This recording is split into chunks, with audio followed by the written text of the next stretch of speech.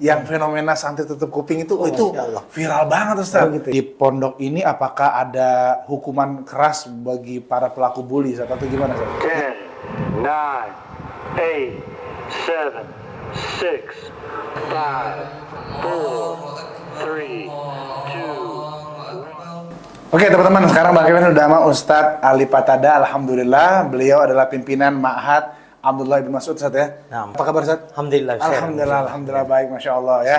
Ustadz, jadi gimana ceritanya Ustadz? Yang fenomena santri tutup kuping itu Masya Allah. viral banget Ustadz. Oh, gitu ya? Gimana Ustadz? Baik, bismillah, alhamdulillah, salatu wassalamu ala rasulillah ma ba'du. Nah, memang pada saat itu anak-anak kita sedang ada di Jakarta untuk antri vaksin ya. Jadi mungkin sekitar 2 tahun yang lalu, setahun atau 2 tahun yang lalu. Di JCC Ustadz? Di JCC. JCC. Kita sedang antri, kemudian karena belum ada pegawai vaksin datang, lalu mereka musik lah begitu, biasa anak-anak muda barangkali.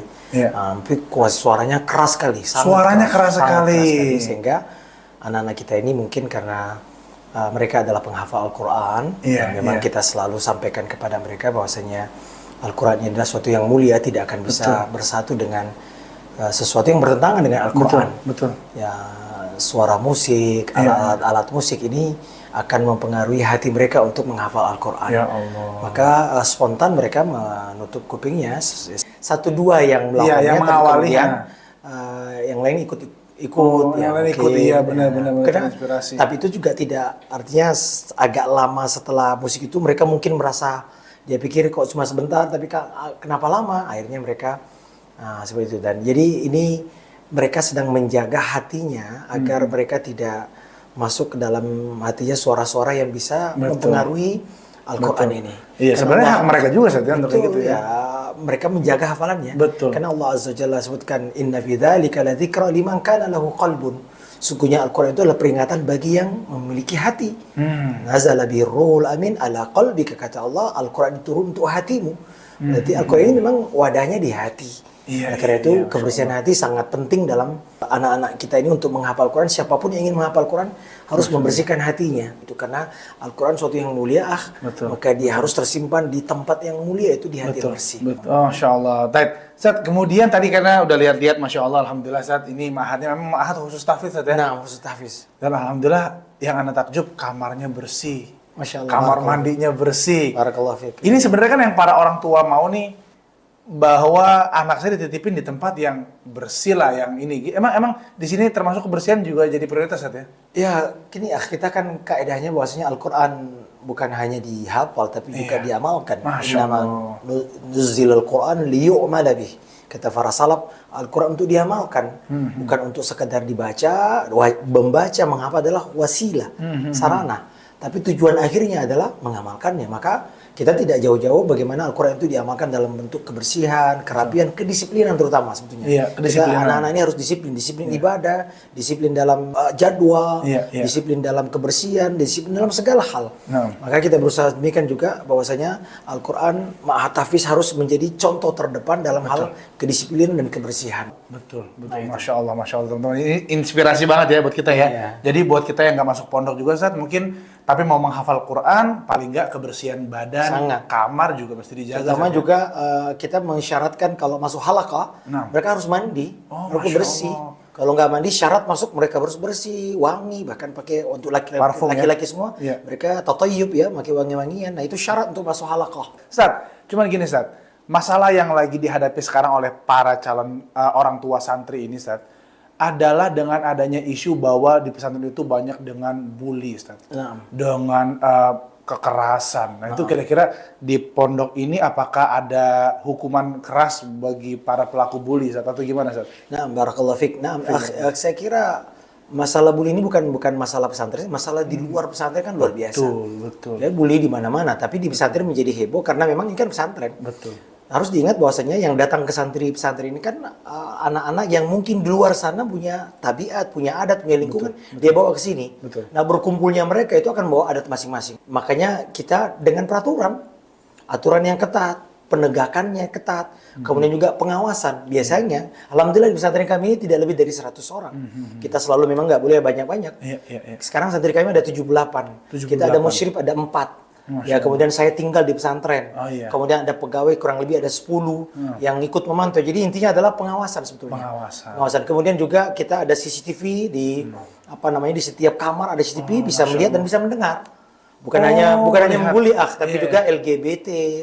Ini suatu hal yang mungkin juga momok bagi, karena mereka laki-laki yang sedang tumbuh, puber, dan mereka mungkin di luar sana mungkin sering lihat tontonan yang, sehingga ketika sampai di sini, nah ini betul-betul penting sekali, ini ada pengawasan. Jumlahnya harus ada rasio yang tepat antara jumlah santri dan pengawasan. Kemudian kita tanamkan dalam diri mereka keimanan, ada akhlak yang baik, dan itu terus-menerus. Tiap hari kita ada makanya itu pentingnya ada mudir tingkat di dalam. Selalu ada sosok yang dituakan, sosok bapak, kan mereka tidak punya orang tua. Maka kami yang tinggal di sini adalah orang tua mereka. Mereka yang SMA kita ajak ngobrol, kita ajak sebagai teman, sehingga mereka bisa mencurahkan isi hati mereka. Terakhir Ustaz, terkait dengan harapan antum sebagai pimpinan di sini, Ustaz, apa yang antum harapkan dari para santri jebolan Ma'had Abdullah Ibn Mas'ud ini, Ustaz? Tentu yang pertama, ikhwan, karena kita adalah Ma'had Tahfiz, adalah tentu kita berharap pertama adalah mereka 3 tahun mereka harus bisa menjadi penghafal Al-Quran yang mutkin. Bukan hanya bisa menyetorkan, tapi dia mutkin. Jadi sabit, jadi hafalannya kapan saya dibutuhkan dia bisa keluar.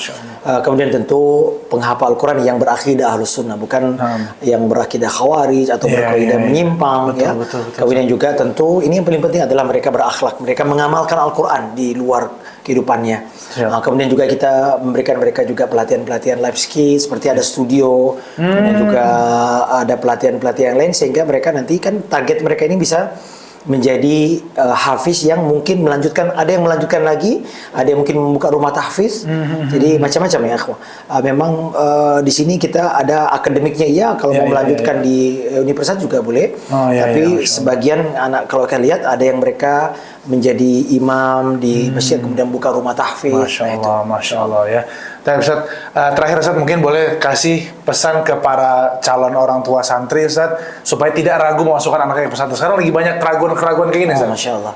Nah, ikhwan, barakallahu fikum, para ayah dan bunda, para abah dan ummahat, menyekolahkan anak adalah sebuah pertaruhan yang sangat besar bagi kita orang tua. Ya, karena kita harus menitipkan amanah. Kita nitip barang aja hati-hati. Bagaimana nitip anak? Tentu lebih hati-hati kita, ya. Namun ketika kita masukkan pesantren, jangan over expect, ya, jangan terlalu berharap, ya, karena itu melibatkan lihat pesantren itu bagaimana, apakah ada ustadznya di dalam, bagaimana musyrifnya, bagaimana juga materi akidah yang diajarkan, ya. Kemudian juga tentu lihat rasio tadi musyrif dengan ininya. Tapi yang jelas ya kita berusaha sedapat mungkin di Ma'had ini agar bisa menjadikan Ma'had ini betul-betul menelurkan generasi yang terbaik. Dan para orang tua santri jangan ragu-ragu, ya, di antara solusi untuk mendidik anak kita zaman sekarang, di mana lingkungan begitu rusak, ya, banyak lingkungan di luar sana, maka pilihan untuk memesantrenkan anak suatu pilihan yang tepat. Tapi tentu ya Anda harus jangan beli kucing dalam karung, ya. Kalau emas saja kita titipkan kepada orang yang pernah terpercaya, tentu anak kita, buah hati kita, hasil usaha terbaik kita di akhirat nanti, tentu kita harus pilihkan yang terbaik. Dan apa yang dilakukan oleh tim Kevin dan Aksara ini adalah suatu yang mulia. Kita berharap lagi proyek-proyek yang lain yang bisa memberi manfaat kepada umat dan kaum muslimin. Hadza wallahu a'lam. Sallallahu ala nabiyyina wa ala alihi wasallam. Assalamualaikum warahmatullahi wabarakatuh.